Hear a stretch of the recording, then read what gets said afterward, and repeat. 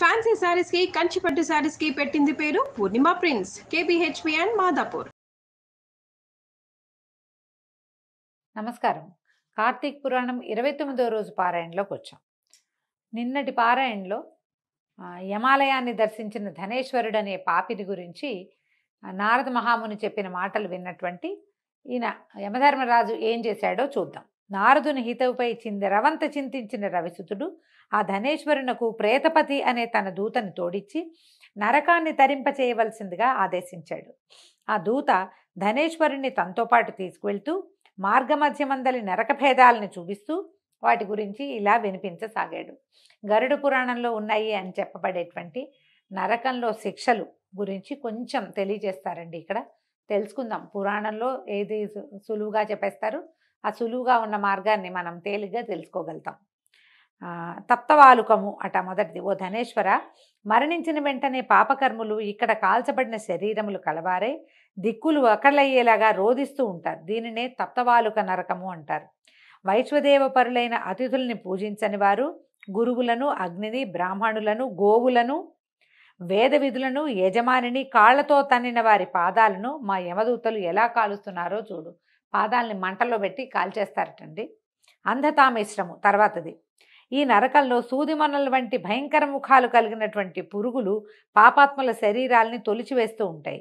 ఇది 16 రకాలుగా ఉంటుంది. ఇందులో కుక్కలు, గద్దలు, కాకులు మొదలైన పక్షి జంతు సమన్వితంగా ఉంటుంది. వాటన్నిటికీ మొహం మీద వాడైన కొమ్ములు ఉంటాయట. పరుల రహస్యాల్ని భేదించే పాపాత్ములందరూ ఈ నరకంలోనే దండింపబడతారు. ఎవరైనా జీవితాన్ని రహస్యంగా దాచుకుంటే దాన్ని శోధించి వీళ్ళు ఎక్కడికి వెళ్ళారు, ఎందుకు వెళ్ళారు, ఎవరు వచ్చారు వీళ్ళింటికి, ఇలాంటివి పరిశీలిస్తూ ఉంటారు. దాన్ని ఎవరో ఒకళ్ళకి తెలియజేసి బట్టబయలు చేస్తారు. మనకి ఇప్పుడు ఇతరుల రహస్యాలు బట్టబయలు చేయటమే కదా మన తాలూకు పద్ధతి. వీళ్ళందరూ ఈ నరకంలో పడతారట. ఎదురింటి వాళ్ళ ఇంటికి ఎవరు వచ్చారో తెలుసుకుని వాళ్ళ కోడలకో, కూతురుకో, వాళ్ళ ఇంటికి వచ్చే వాళ్ళు ఎవరికో, లేకపోతే మీ శత్రువులు వీళ్ళింటికి వస్తున్నారని వాళ్ళకి చెప్పటమో ఇలాంటి పనులు చేస్తారు. పాపిష్టి పనులు. మనకు అక్కర్లేని పనులు చేసే వాళ్ళందరూ, ఇతరుల రహస్యాల గురించి మాట్లాడే వాళ్ళందరూ కూడా ఈ అంధతామిశ్రంలో పడతారు. తర్వాతది క్రకచమట. ఈ పేరు గల నరకం మూడోది. ఇక్కడ పాపాత్మలను అడ్డంగాను, నిలువుగాను, ఏటవాలుగాను, సమూలంగాను, అంగాంగాలుగాను రంపాలతో కోసేస్తారట. అన్ని పక్కల నుంచి కోయబడుతూ ఉంటారు. తర్వాతది అసిపత్ర వనం. 4 నరక ధోరణి, 4వ నరక ధోరణి అట. ఇది అసిపత్ర వనం అంటారు. భార్యాభర్తలను, తల్లిదండ్రుల నుంచి సంతానాన్ని ఎడబాపులు చేసే పాపులంతా ఈ నరకానికి చేరి నిలువెల్లా బాణాలతో గుచ్చబడి అసిపత్రాల చేత, ఆ ముళ్ల చేత శరీరాలు చించబడి ధారలుగా కారే నెత్తుటి వాసనకు వెంటబడి తరిమేటువంటి తోడేలు గుంపులకు భయపడి పారిపోవాలని పరుగులు తీసి పారిపోయే దిక్కులేక పరితపిస్తూ ఉంటారు. సంపుట, భేదించట మొదలైన విధులతో ఈ నరకం 6 రకాలుగా ఉంటుంది. భార్యాభర్తల మధ్యలో ఎడన రావడానికి దోహదం చేసేవాళ్ళు కానీ, కుమారులను, కుమార్తెలను అమ్మా నాన్నల మొహం చూడకుండా చేసేటువంటి భార్యలు కావచ్చు, భర్తలు కావచ్చు, ఒక్కొక్కసారి బంధువులు కూడా మీ నాన్న అలాంటి వాడు, మీ అమ్మ ఇలాంటిది, ఇలాంటివి చెప్పి పిల్లల మొహాలు చూడనివ్వకుండా చేస్తారు. పిల్లలు, తల్లిదండ్రులు, వాళ్ళకి ఈ పాపం వస్తుంది. ఆ పాపాల వల్ల ఈ అసిపత్ర వనంలో వాళ్ళు వేధించబడతారు. తర్వాతది కూట శాల్మలి అట. ఇది 16 రకాలుగా దండిస్తుందట. పరస్త్రీలను, పరద్రవ్యాన్ని హరించేవాళ్ళు, పరాపకారులు అయినటువంటి పాపులు ఉండేదే ఈ కూట శాల్మలి నరకం. పరాపకారులు, ఇతరులకి అపకారం చేసేవాళ్ళు, ఒట్టి పుణ్యానికి పక్కవాడిని ఏడిపించుకు తినేవాళ్ళు. ఇప్పుడు మనకేముందండి, ఇతరులను హింసించడమే మన సంతోషం. మనం అలాంటివే చూస్తాం. ఒక్కొక్కసారి అవతల వాళ్ళ మరణాలకు కూడా పిల్లలు కూడా చేసేస్తున్నారు అలాంటి పనులు ఈ కాలంలో.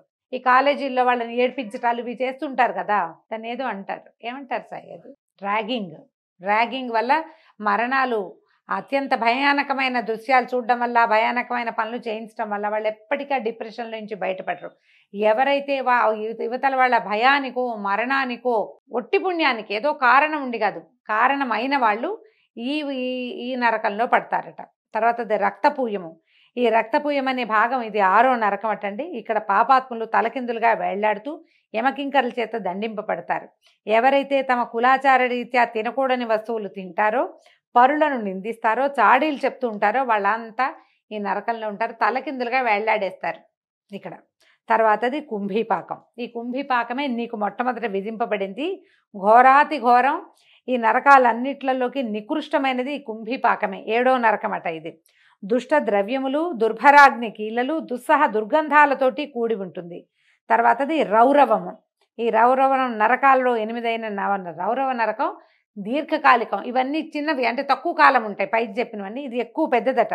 ఇందులో పడిన వాళ్ళు కొన్ని వేల సంవత్సరాల దాకా బయటపడలేరు. రౌరవాది నరకాల్లో పడిపోవటం, దీంట్లోంచి ఎప్పటికీ బయటపడలేరు. ధనేశ్వర, మన ప్రమేయం లేకుండా మన కంటిన పాపాన్ని శుష్కమని, మనకు మనమే చేసుకున్న పాపాన్ని ఆర్ద్రమని అంటారు.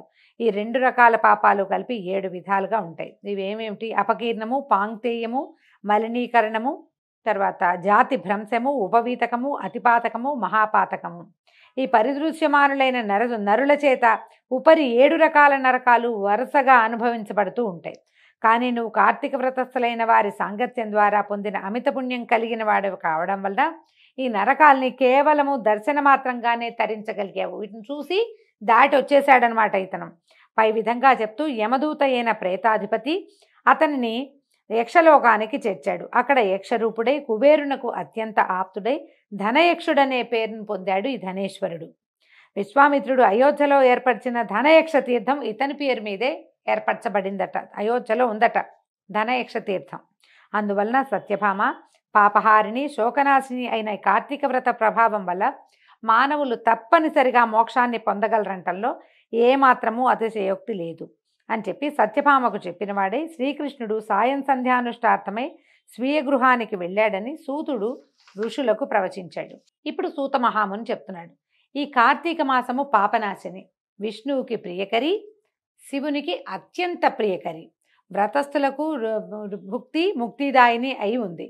కల్పోక్త విధిగా విష్ణు జాగరణలను, ప్రాతస్నానము, తులసీ సేవ, ఉద్యాపనము, దీపదానము అనే ఈ 5 కూడా కార్తీక మాసంలో ఆచరించిన వాళ్ళు ఇహాన భుక్తిని పొందుతున్నారు.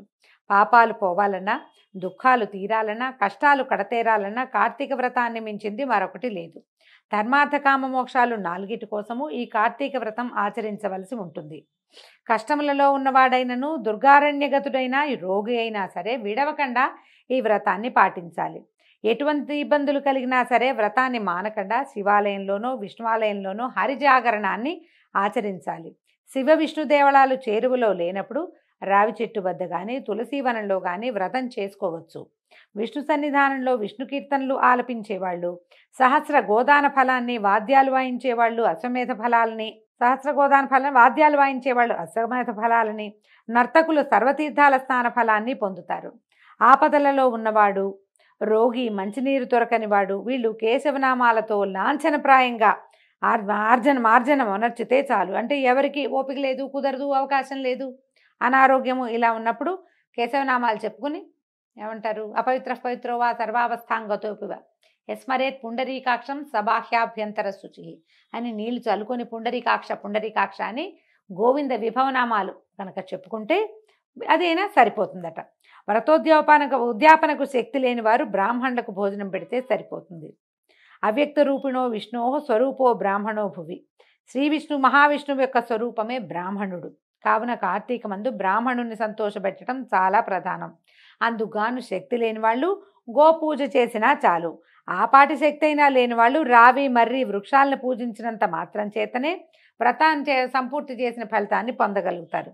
దీపదానం చేసే స్తోమత లేని వాళ్ళు, దీపారాధనకైనా తాహతు లేని వాళ్ళు ఇతరులతో వెలిగించబడినటువంటి దీపాన్ని ప్రజ్వలింపచేసి గాలి మొదలైన వాటి వల్ల అది ఆరిపోకుండా పరిరక్షించినా కూడా పుణ్యాన్ని పొందుతారు. ఎవరైనా దీపారాధన సగం చేసి లేదా మొదలుపెట్టి మీరు కూడా చెయ్యండి అంటే, మీరు చెయ్యండి కాస్త ఈ దీపాన్ని చూడండి అంటే, దీపం పెట్టిన వాడికంటే దాన్ని రక్షించిన వాడికి ఎక్కువ ఫలితం లభిస్తుంది. రక్షించితే వాళ్ళ కర్మలు మన నెత్తి మీద పడిపోతాయి. ఇలాంటి భయాలు ఏమీ పడద్దు. వాడు ఎవరో వెలిగించిన దీపంలో నూనె పోస్తే దీపం వెలిగించిన వాడి కర్మలు మన మీద పడతాయేమో అని భయపడద్దండి. అలా జరగదు. మనం దీపాలని ప్రజ్వలింపజేసి, అంటే వెలిగేలాగా చేసి దాన్ని ఎక్కువసేపు వెలిగేందుకు అవకాశం ఇచ్చి ఆ వెలిగినంతసేపు దాన్ని సంరక్షణ చేస్తే అద్భుతమైన ఫలితం లభిస్తుంది. ఈ క్రియలు చేసిన వాడికి ఫలితం. అయితే పూజకు తులసి అందుబాటులో లేని వాళ్ళు తులసికి బదులు విష్ణు భక్తుడైన బ్రాహ్మణైనా పూజించవచ్చు. సూతుడు చెప్పిందంతా విన్నటువంటి ఈయన అడుగుతున్నారన్నమాట శౌనకాది మునులు, ఇతర వృక్షాల కంటే కూడా రావి మర్రి వృక్షాలు మాత్రమే గోబ్రాహ్మణ తుల్య పవిత్రతని ఎలా పొందాయి అని అడిగారట. అడిగితే పూర్వం ఒకసారి పార్వతీ పరమేశ్వరులు మహాసురత భోగంలో ఉండగా కార్యాంతరం వల్ల దేవతలు అగ్ని కలిసి బ్రాహ్మణ వేషధారులై వారి సంభోగానికి అంతరాయం కలిగించారు. అందుకు కినిసిన పార్వతీదేవి సృష్టిలోని క్రిమికీటాదులు సహితము సురతములోనే సుఖపడుతూ ఉంటాయి. అటువంటిది మీరు మా దంపతుల సంభోగ సౌఖ్యాన్ని పోగొట్టారు కాబట్టి నాకు సుఖభ్రంశాన్ని పాటించిన మీరు చెట్లైపోండి, నాకు సుఖభ్రంశం అంటే కలిగింది మీ వల్ల, అందుకని మీరు చెట్లుగా మారిపోండి అని శపించిందట. తత్కారణంగా దేవతలంతా వృక్షాలుగా పరిణమించవలసి వచ్చింది. ఆ పరిణామంలో బ్రహ్మ పాలాస వృక్షంగాను, విష్ణువు అశ్వత్థంగాను, శివుడు వటంగాను మారారు. బ్రహ్మకు పూజార్హత లేదు. జగదేక పూజనీయులైనటువంటి శివకేశవ రూపాలు కనుక రావి మర్రి వృక్షాలకు అంతటి పవిత్రత కలిగింది. వీటిలో రావి చెట్టు శని దృష్టికి సంబంధితమైన కారణంగా శనివారం నాడు మాత్రమే పూజనీయమైంది. ఇతర వారాలలో రావి చెట్టును తాకరాదు సుమా అని సూత మహాముని సౌనకాది మహర్షులకి తెలియజేశారండి. దీంతో 29వ రోజు బహుళ చతుర్దశి నాటి పారాయణం సమాప్తమైంది. రేపు ఉదయం 30వ రోజు పారాయణతోటి మళ్ళీ కలుసుకుందాం. నమస్కారం.